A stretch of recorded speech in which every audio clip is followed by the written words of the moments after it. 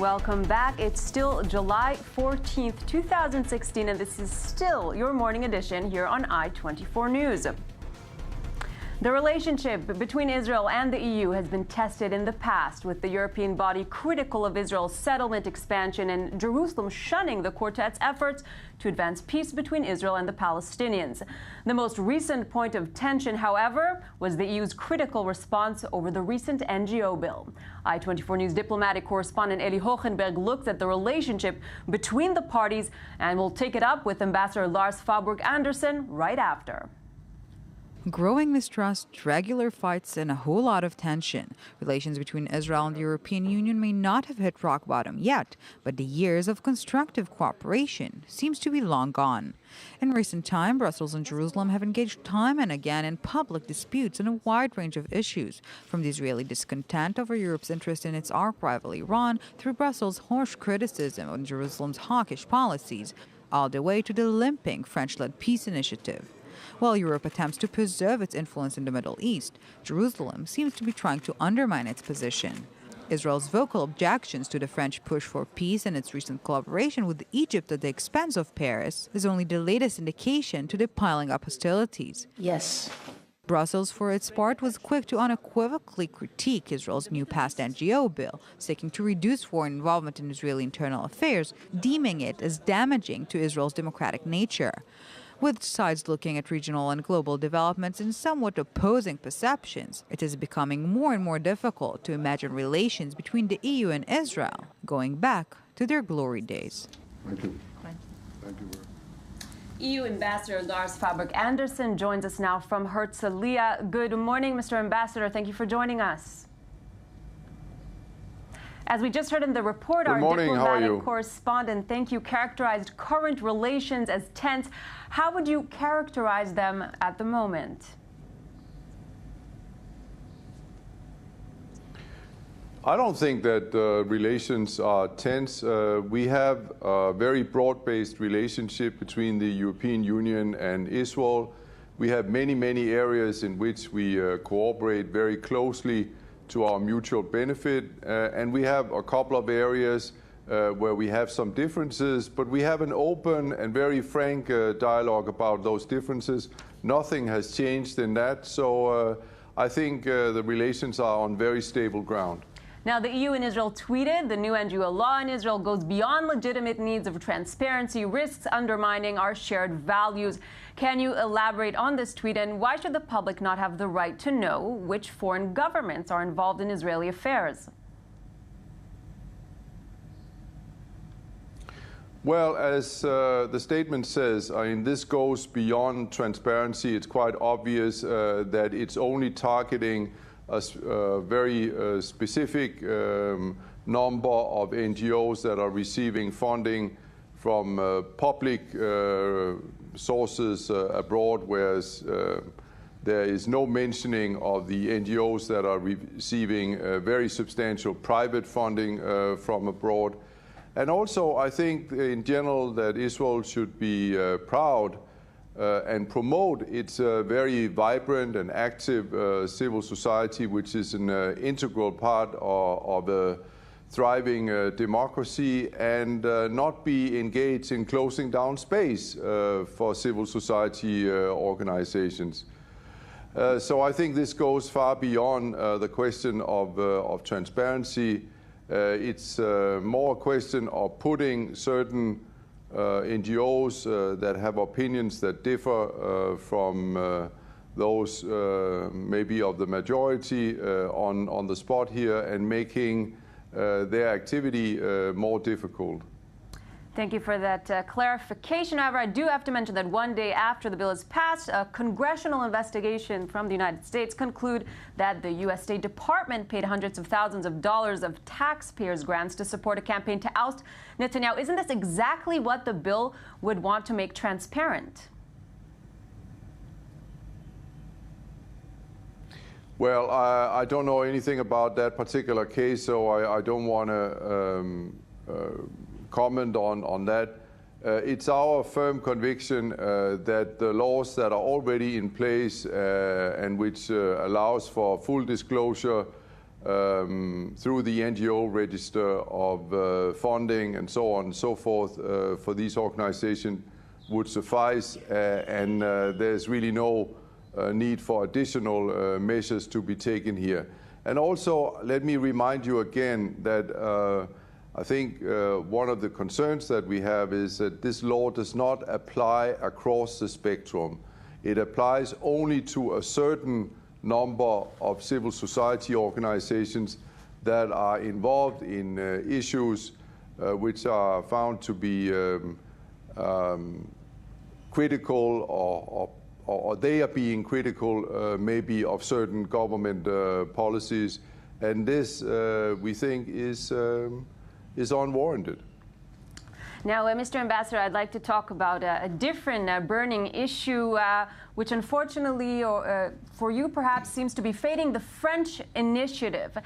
Israel's efforts to block any European involvement could be seen as a slap in the face, wouldn't you say?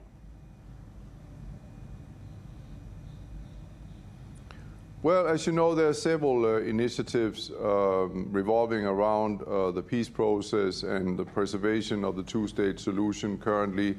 One of them is the French initiative. Another one is the Quartet report, which had some very clear recommendations, very balanced recommendations to both parties that came out just over a week ago. Then there has also been a very interesting and potentially very fruitful contact with the Egyptian foreign minister here in Jerusalem just last week. And we will have to see how all these things can match up and collectively stir again some motion on the whole issue of the peace process and also on preserving the two-state solution, which is gradually being eroded on a daily basis. And we think that it's absolutely vital to proceed, and that's really the objective of all the three initiatives that I have been talking about here, the Egyptian, the French, and also the Quartet report, to take some steps on the ground of a confidence-building nature which can pave the way again for resumption of political discussions between the parties. This is exactly also, I think, what the Israeli government is striving for. So what I understand from you is that the EU is supporting all three initiatives as long as negotiations are indeed advanced. Now, I'd like to actually turn away from Israel and look at Europe and the Brexit. Theresa May just took on her role as Prime Minister in the UK. Are you fearing a wave of leaves following Brexit, and could this be the beginning of the end for the EU?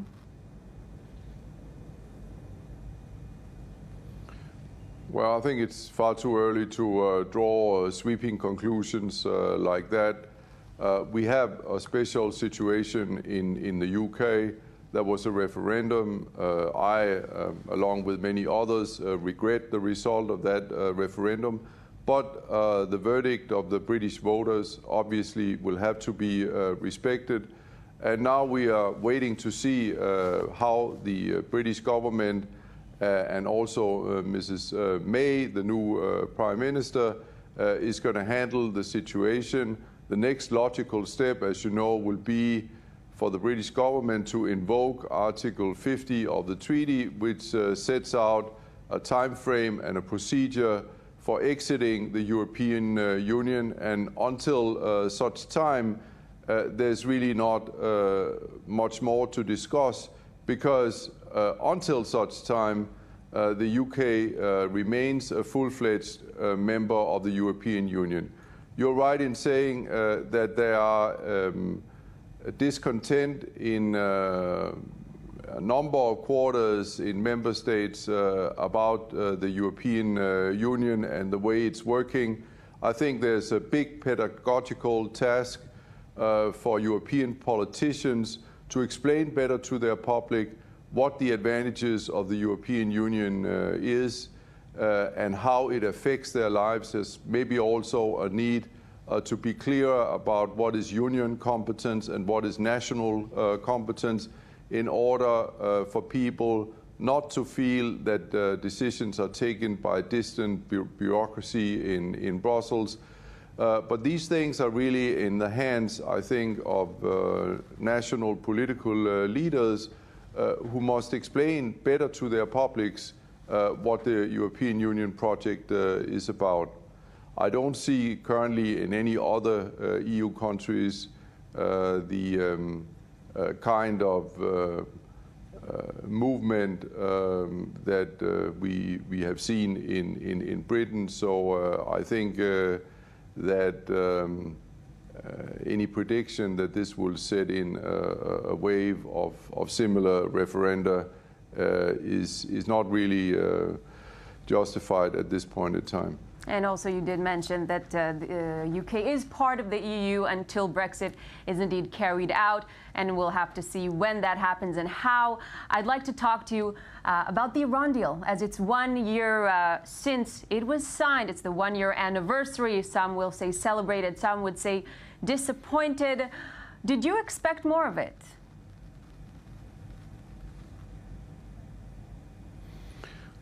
Well, I can't see really that I expected more of it. As I understand it, the Iranians have complied with their obligations under the deal. The issue here in Israel and also in other places around the world has been the scope of this particular deal. There's been regret, criticism that the deal was not more comprehensive, did not address aspects of Iranian foreign policy, including in this region, support for terrorist organizations and so on and so forth. I just note that these issues are not explicitly part of the deal, but alongside the deal, these are issues that we are taking now up in our renewed dialogue with Iran. The European Union, as a number of other international actors, have now reinforced and resumed their dialogue, political dialogue with Iran. And we now have an opportunity to address these issues, Iranian support for terror organizations in the region, questions of the human rights situation internally in Iran, and other issues which we didn't really have an opportunity to address directly with the Iranians before. But of course, things do not, particularly on these matters, happen overnight, and we are in for a long haul, I think, with Iran also, but the process has started, and I think that it has started fairly well. One stretch of the marathon as you see it. Ambassador Lars Fabberg Andersen, thank you very much for weighing in this morning. And let's say hello and good morning to Mohammed El-Qassem, here to bring us with this morning's headlines from the Middle East and around the world. What do you have for us this morning? Well, let's start with the New York Times main headline. It's basically it was a auditioning time for GOP presumptive nominee Donald Trump. He was stuck in Indiana yesterday. He had a flat tire. His plane had a flat tire. So he met with three maybe vice president choices for him. Which will announce tomorrow? Exactly. Tomorrow at 11 a.m. New York City time, he will announce his choice for vice president, his running mate. But he met yesterday with former Georgia Congressman Newt Gingrich and Senator Jeff Sessions of Alabama. But the main star yesterday was Indiana's Governor Mike Pence, who he met his family yesterday. Donald Trump was also with his family, and it looks like his star is rising. Very close and tightening relationship. Yes, yes. Indeed, so we'll wait for tomorrow's announcement. What else we have this morning? From Al Jazeera English, we have the killing of the Minister of War for the Islamic State in Iraq and in Syria and the Levant. A big blow for the Islamic State. A huge setback. setback the for latest them. in a string of blows, in fact, for them That's as they correct. lose ground in They Iraq. lost Fallujah. The Iraqi army and its allies, as well as the American Air Force, now are shifting target or shifting focus toward Mosul, and this is a huge setback for the Islamic State. Omar al-Shishani was in charge of all their operations, and apparently he has been dead for quite some time, at least for 4 months. We'll move along. We'll go to Al-Quds Al-Arabi, a newspaper out of London. It talks about how Turkey has been losing some influence over Syria, and now we are hearing more and more of Turkish officials talking about maybe normalizing relationships with Syria. Which is quite a 180-degree turn. Huge turnout, and it doesn't vote well for the Syrian opposition.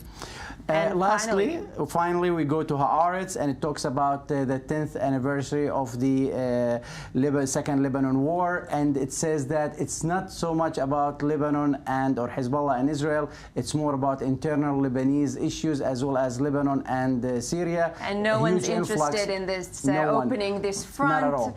So at the moment, the inside conflict is taking and shifting the attention away. That's correct. And do we have one last one for this morning? We probably should talk about Al Arabiya story, Al Arabiya English story, about this solar plane that landed yesterday in Cairo and on its last destination in Abu Dhabi, United Arab Emirates. It's been flying for quite some time. This is a huge scientific project. It's a huge scientific because it deals with the solar power. But I think it's quite some time before it actually becomes a reality. Mohammed Al-Qasim, thank you very much for your insight this morning with headlines around the world. Coming up on the show, a trip down memory lane in our This Week in History segment. But first, let's hear some more of this morning's headlines.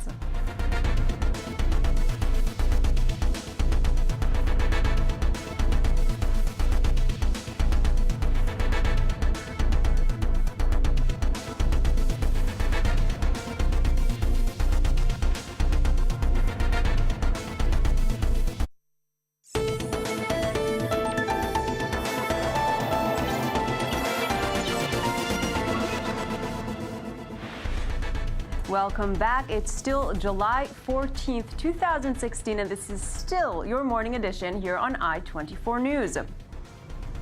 The relationship between Israel and the EU has been tested in the past, with the European body critical of Israel's settlement expansion and Jerusalem shunning the quartet's efforts to advance peace between Israel and the Palestinians. The most recent point of tension, however, was the EU's critical response over the recent NGO bill. i24 News diplomatic correspondent Eli Hohenberg looks at the relationship between the parties, and we'll take it up with Ambassador Lars Faubourg Anderson right after. Growing mistrust, regular fights, and a whole lot of tension. Relations between Israel and the European Union may not have hit rock bottom yet, but the years of constructive cooperation seems to be long gone.